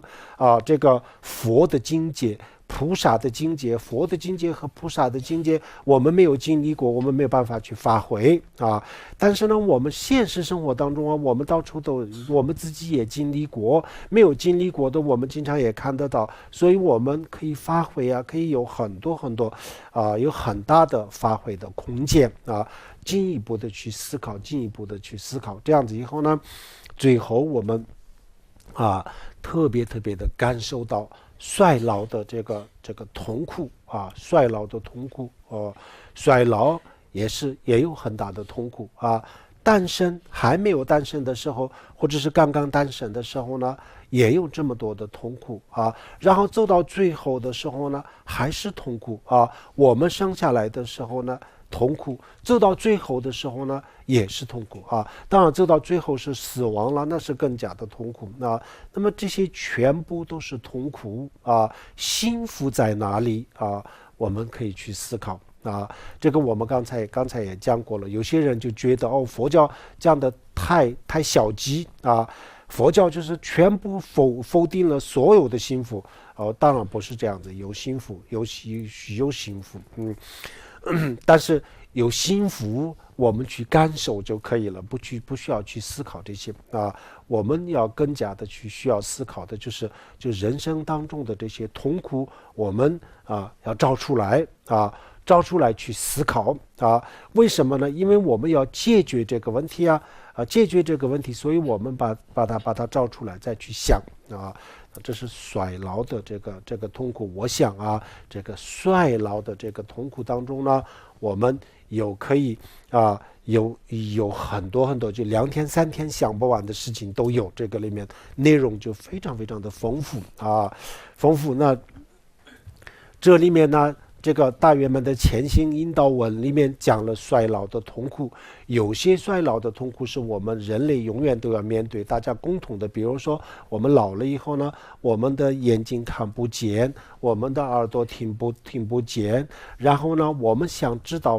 外面发生了什么事情，我们特别想知道，但是呢，没有人告诉我我想问我身边的人，他们也很烦，然后他们没有耐心跟我讲这些，然后我多问了2句，然后人家都生气了，不给我回答那这个我很痛苦，这样子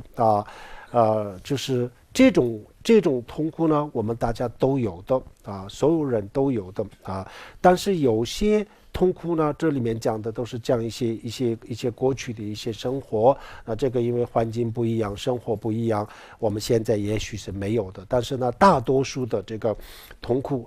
他讲的都是有的，我们每一个人都有的。那么我们去思考这些痛苦然后我们去思考一下一个这个人的衰老。如果我们长寿，我们希望长寿，如果我们的生命比较长的话，那这个痛苦的时间也就比较也就不是那么短比如70岁、80岁、90岁，基本上都是30多年我们要忍受这些痛苦了，30多年了可能是这些都是基本上就70岁就开始了70岁开始了。如果100岁的时候呢，我们还活着的话，那就是30多年要忍受这些痛苦了30多年就我们大家都知道，就像爱因斯坦在相对论里面说的一样，时间是个长和短，是多数都是我们的感觉比如说我们很幸福的时候呢，这些很幸福的这个时光虽然是很长，但是呢我们感觉上很短很短然后呢痛苦的这些时间虽然实际上是没有那么长但是呢因为我们拒绝我们一直都在拒绝，所以呢它对我们来说就是感觉上就很长，说不定最后的这个30年感觉上比前面的70年还长都有这样子的可能的感觉上我想应该是这样子的最后的这20年30年那么这个就是感觉上超过了前面我们已经度过的这个70年60年都有这样子的感觉，都有这样子的可能，所以衰老的这个痛苦也是很痛苦的但是告诉大家，如果我们有一点内在的东西那就不一样了儿女不孝顺没关系的社会不关心我没关系，我自己可以帮助自己我自己可以安慰我自己，内心有什么想不通的事情我可以自己化解，你不需要来关心我，需要关心有人来关心我当然很好的，但是呢我这些内在的痛苦我自己可以化解我可以化解，所以没有问题肉体的这些肉体上的这些我们眼睛看不见，耳朵听不见等等等等，这个是没办法，这是自然的规律，但是呢他们不会给我带来太多的痛苦，这些痛苦我自己可以化解有修心那是另外一回事有修心有内在的力量有这个内在的力量，那就我们不会有这么多的痛苦。但是如果这个力量没有了那个时候我们没有任何的力量去面对这些是很痛苦的这个生老然后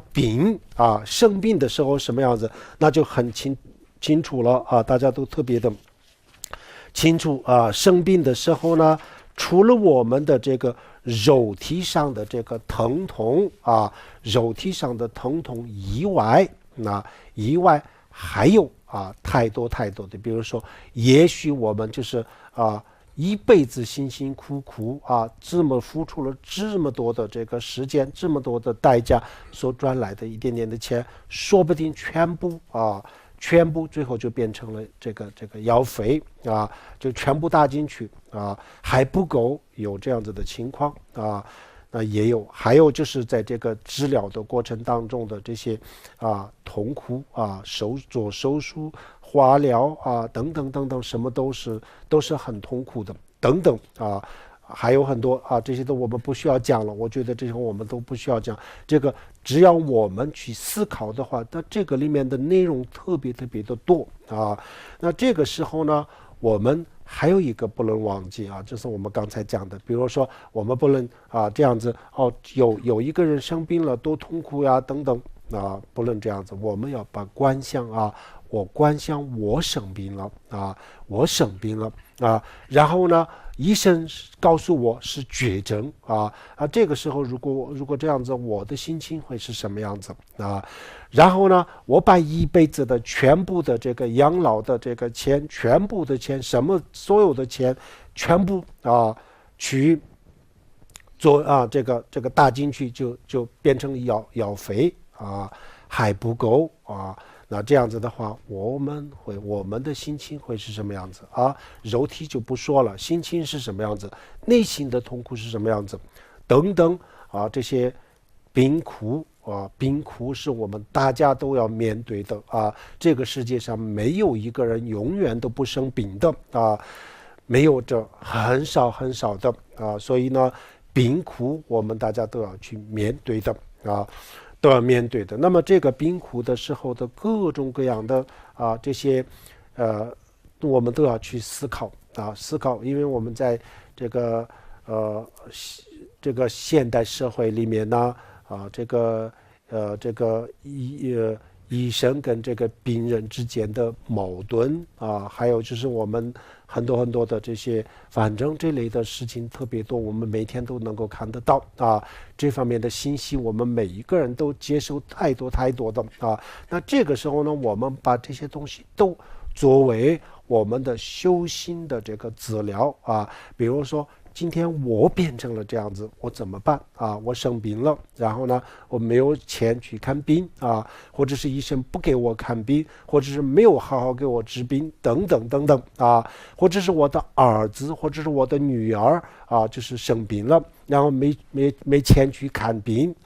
或者是看了最后就是没有好好的治疗，然后等等那这些全部就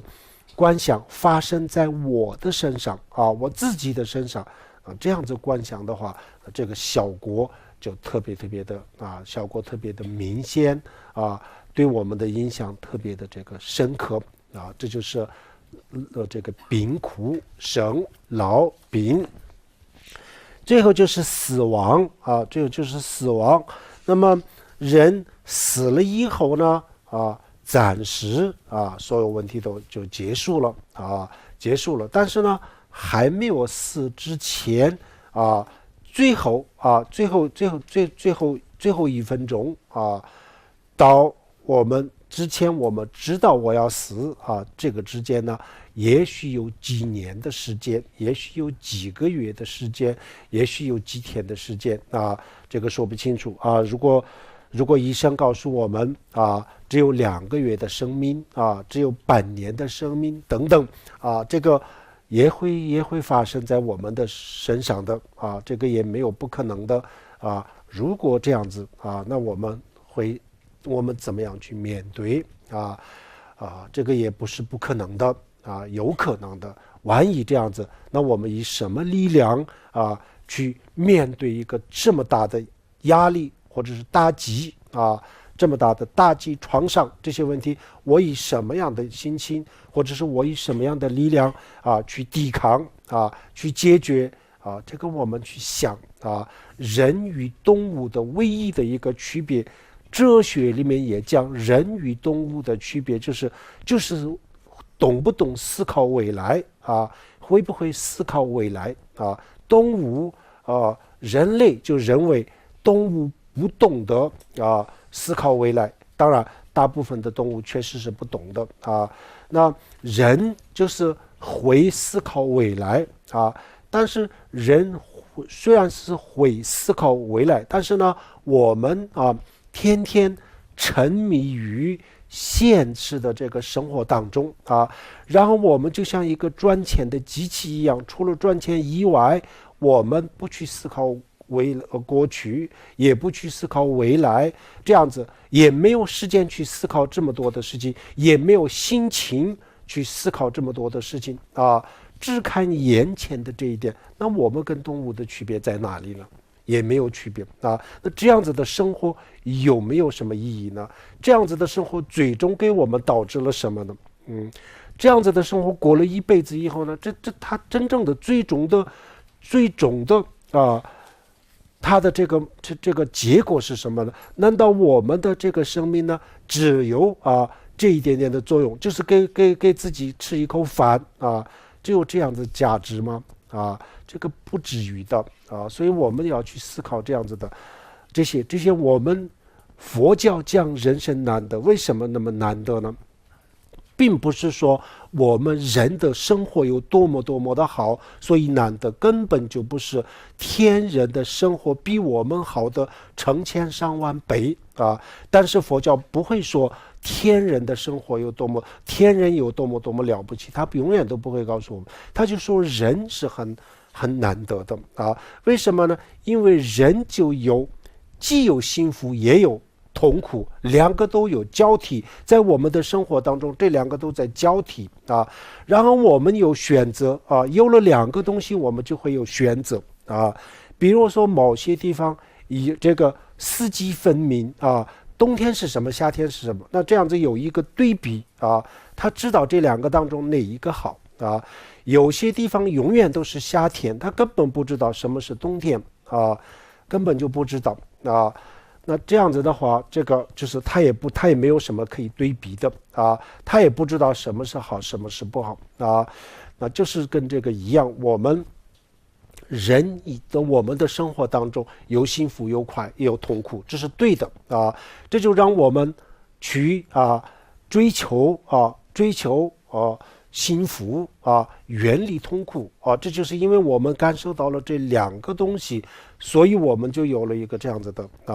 有这样子的这个追求啊。还有一个，我们的生活当中有痛苦是对的啊。为什么呢？我们有了痛苦，我们感受到了巨大的痛苦以后呢，这个痛苦让我们去追求没有痛苦的境界啊。如果我们没有感受到痛苦，那我们哪有这样子的动力？没有动力啊。所以痛苦，佛教告诉我们不要拒绝痛苦啊，但是必须要知道痛苦怎么样突破，怎么样超越啊，必须要学啊。那我们世俗人的方法是完全是相反的啊。我们平时不去思考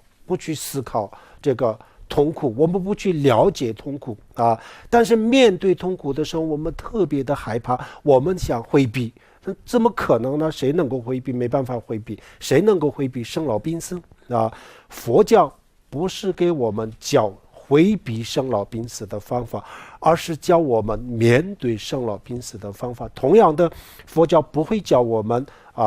这个逃避现实的方法，他知道这是没办法逃避的啊。人永远都没有办法逃避现实，人就要在这个生活当中活，就在这个环境当中活着，所以他没有办法逃避这个环境，他只能面对啊。那面对的方法有特别大的区别，面对的方法不同，对他的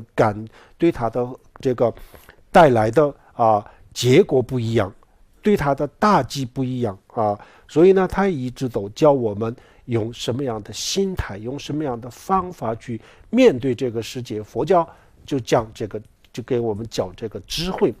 所以我们必须要看到这个人的这个生活当中的这些痛苦，我们把每一个痛苦都放大来看清楚啊。看完了以后呢，然后我们再去思考，我怎么去解决这个方法，有没有什么更好的方法去解决或者是面对啊？这个是我们要做的事情。所以我们把人的这个生老病死当中的前面的几个这样子思考，最后就是死亡啊，死亡。那么死亡呢，我们刚才讲了，我们最害怕的就是死亡啊。我们也很害怕这个没有钱贫困，我们大家都很害怕啊。然后我们更害怕这个生病生病。如果是健康和这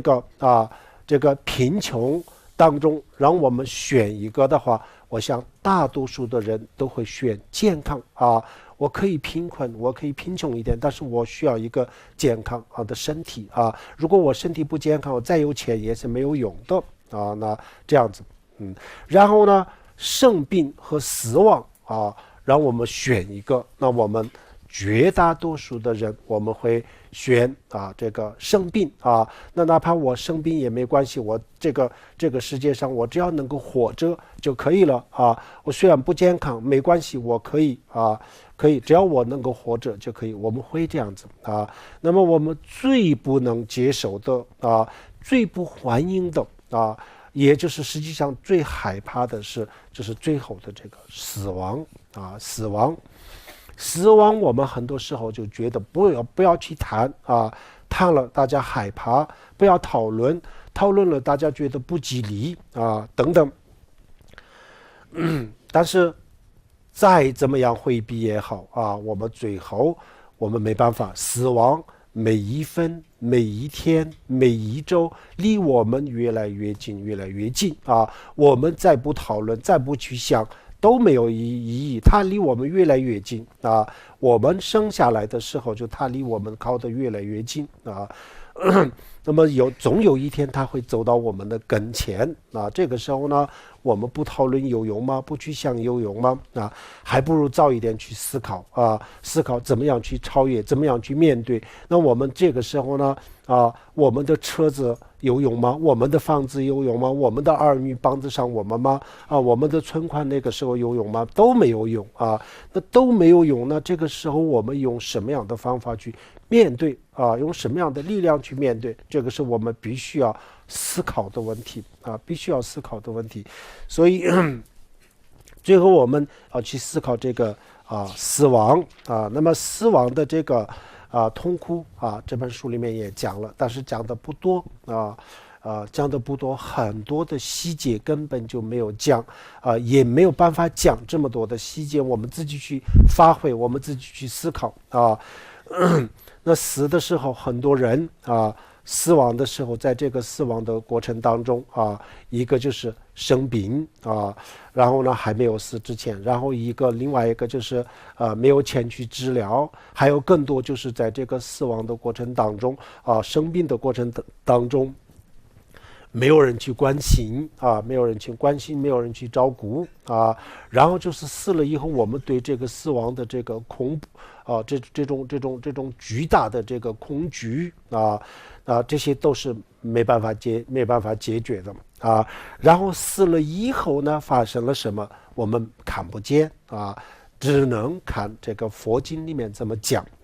我们在现实生活当中呢这后面发生什么我们都看不见的那这个佛经怎么讲，然后这个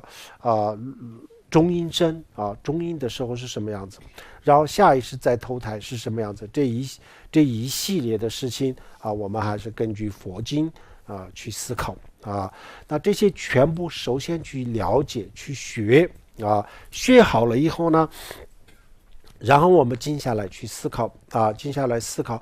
考的时候，我们刚才也讲了，你们不要比如说我们看电影看戏这里有一个人生病了要死亡了等等，这样子是没有什么感觉没有什么感觉，不能这样子不要以为我不去思考这样子不吉利，不要这样子认为不要这样子以为，我们就是要把自己观想我现在面对死亡了面对死亡几个小时以后就要面对死亡。那这样子的时候呢已经到了这个时候了，那这个时候我怎么办我只用什么样的方法去面对那如果我这个时候已经到这个时候的话，那这个时候呢我知道的话，那这个时候的我的感觉心情是什么样子等等，这些都要去思考这些我们都不是讲什么，这个不是讲信仰上的东西这是讲我们的生活和人生的一些过程，这是生活上的一些细节平时我们大家不讨论的比较忽略的其实我们是最害怕，其实是我们不敢讨论的实际上大家都知道这些的但是我们平时都不敢讨论，但是我们必须要讨论因为这些是我们要解决的问题这个时候我们去思考，然后呢静下来去打坐我现在要死，马上就要死了，马上就要面对死亡了，那这样子的话我怎么办我这个时候我会怎么样这样子，如果我这个时候就躺在这个重症监护室里面周边全部都是这些非常可怕的这些仪器发出很多很多的这些很可怕的声音连我呼吸都没有办法我自己呼吸，用机器帮我呼吸那么这个周边呢任何人都不允许有的24小时甚至是更多的时间当中呢，周边没有我的儿女，我的父母，我的朋友，谁都没有我就躺在一个这个恐怖的机器当中一直都听着自己的这个呼吸的这种机器帮助我呼吸的这个声音但是我头脑是非常非常清楚的那这样子的话，那这样子的情况我们所有人，我们今天在座的每一个人都不是没有可能的都不是没有可能，万一这样子的话，那我们这个时候啊，怎么样去面对啊？这个时候我们去想什么啊？这个时候我们的房子有用吗？这个时候我们的车子有用吗？啊，这个时候我们的钱能够帮助我们吗？啊，这些事情呢，太多太多的这些生活上的事情，我们必须要去思考啊。我们必须要先知先觉啊，这才是对的啊。任何一个事情啊，在这个社会上，比如说在生意场上啊，都是一样的，先知先觉的人他才成功啊。然后什么都不知道，走到跟前的时候才发现的人都是失败啊。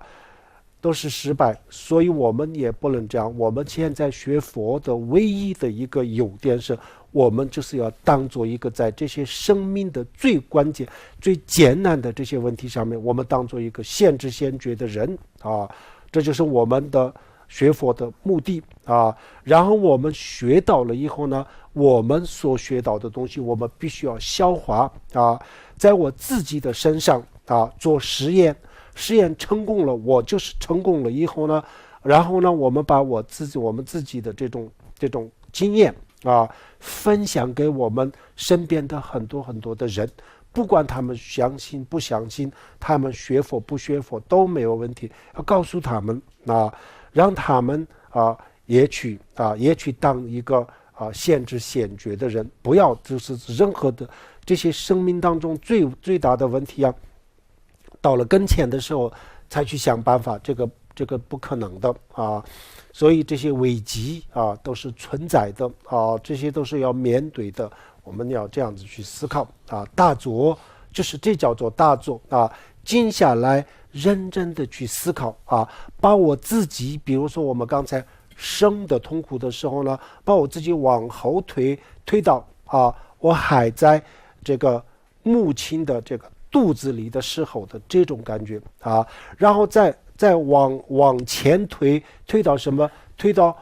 我要面对死亡的这个时候啊，然后又推到这个往前，我生病就是在这个躺在这个病床上的时候啊，等等，这样子以后呢，然后我们才全面的了解我自己的一辈子所发生的这些事情啊，我自己一辈子所发生的这些情况啊，这些事情，我们可以在几个小时当中去感受啊，这是一种模拟啊，一种模拟来感受这个一辈子的这些发生的事情，这些都是确实发生的事情啊。平时我们很多的担忧，比如说我家庭怎么样，我生意会不会怎么，这些事情啊，有可能这个产生发生，有可能永远都不会发生。但是我们刚才讲的这几个问题呢，一定会发生的啊。也许这个老和死当中呢，我们只有遇到一个啊，也许我们还没有老的时候呢，就会面对死亡啊，也许是这样子啊。反正这几个生老病死里面呢，我们永远都是没办法这个逃避的，其中几个是我们必须要面对的啊。我们不一定4个都要面对，但是其中几个是必须面对啊。那面对我们也得要想想啊，为自己负责，为自己着想啊，为自己着想，我那个时候我怎么办啊？我们现在买很多的保险啊，我们怕我的车会不会出什么问题啊，所以我买个保险啊。我出去旅游会不会出现什么意外，所以我买一个保险等等啊。那我们刚才这些问题的时候，遇到这些问题的时候呢，我们的保险有用吗？有这样子的保险吗？没有的啊。那没有呢，我们还是要想点办法呀啊。就是为了自己啊，为了自己也得如果真的是爱自己的话，那就是要去思考这些啊。钱很重要啊，赚钱对现实生活，尤其是在城市里面的生活来说很重要。这个我们永远都不否定。金钱它有金钱的价值啊，甚至是这些东西没有的话，我们大家都是没办法生存的，这个就是它自己的这个价值。但是呢，确实是在我们的生命当中，存在很多他根本解决不了的这个现实啊，这个就是现实。所以呢，我们除了金钱以外，还有一些方法面对这些现实的啊。不要以为我全部都是用钱来解决，根本就不可能的啊。所以我们一方面赚钱啊，解决这些物质上的问题；另外一个方面呢，我们在精神上训练，用佛教的话来讲，打坐修心啊，用这个方法来解决金钱、权力不能解决的这些问题啊，用这个方法去解决。那这样子的话，我们的人生虽然这个轮回是痛苦，但是呢，在痛苦当中呢，我们也可以过一个比较完美的人生，比较完美、比较有安全感的这个生活有这么一个糟糕的这个轮回充满生老病死的这个环境当中，我们能够选一个这样子的路，能够走上一条这样子的路，这就叫做有智慧这叫做有智慧。这个智慧就是来自于佛教，来自于佛陀那这叫做修行那我们今天讲了生老病死人的4个这个思维的方法。其实我讲的也是你们大家都听出来了，讲的非常的这个粗浅，非常的简单，框架性的那么很多这个生老病死的这些细节，我完全相信你们比我了解的更多了解的更多。我们的周边的这些朋友身上发现的还有我们每一天这么多的信息，我们每一个人都在接受那么多的信息，这些信息当中我们看到的你们看到的有可能是很多方面比我知道的还多那就这样子就好。你们把这些所有的这些事情这些现实当中发生的这些事情全部用来作为修行的材料去思考打坐这样子以后呢，我们最终我们深深的体会到这个轮回真的是太多的这个不幸福的，太多的痛苦虽然是有几个幸福我们永远也不否定，虽然有幸福的时候虽然也有快乐的时候，这个我们不否定，也没有必要去否定，但是呢也其实有太多的痛苦所以如果让我下一次再来过一个这样子的人生的话，那我们愿不愿意呢？我想很多人是不愿意的很多人就会说我不想再来或者是我不想再过这样子的生活。但是不想就可以不过吗？根本就不是。我们来这个世界不是我们决定呢不是我们想来就来，不想来就不来当然如果我不想来我去修行，我去打坐，那这样子我可以不来，或者是我可以来，但是呢我不是以我现在的这个身份来我是一个更高一个级别的身份来，这叫做再来人。用佛教的话讲，这叫做再来人。再来人他来干什么呢？他来度众生，他来帮助众生那我们今天我们是不是我们愿意来是我们是愿意也好，不愿意也好，我们已经造了一个这样子的因那么在这个情况下，我们愿意不愿意都要来这个不是我们决定，这个我们的业力决定说不定如果我们造了不好的因，那让我们下地狱去当牛当马，那我们也没有办法呀这样子。所以